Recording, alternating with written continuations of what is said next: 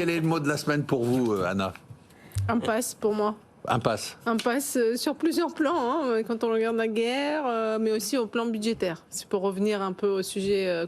Aux États-Unis. Aux États-Unis, au Royaume-Uni, on a vu quand même le budget, c'est pas vraiment très très facile. Et puis ça sera pas facile dans les années à venir.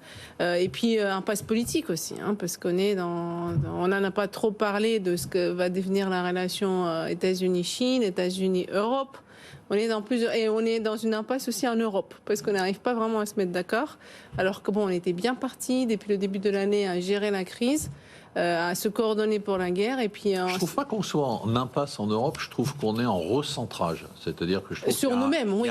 Non, bravo, mais je pense qu'il y a un renversement des alliances, en fait, au sein de l'Europe. C'est-à-dire qu'on va... Et donc tu vois quelles alliances en ce moment? Moi, je vois une Europe plutôt centrale et orientale, plutôt qu'une Europe où il y avait cet axe Paris, Berlin, éventuellement l'Italie. Tu n'es pas d'accord avec le fait que si tu n'as pas l'axe Paris-Berlin, tu n'as pas grand-chose? Non, je ne suis pas d'accord, parce que je pense qu'aujourd'hui, une Europe, malheureusement, c'est très malheureux pour la France, c'est malheureux pour l'Italie, c'est malheureux pour l'Espagne, mais je pense qu'une Europe qui sera de fait un peu, comme toujours, hein, sous la signature allemande, tournée vers l'Europe centrale et vers l'Europe de l'Est, c'est une autre configuration.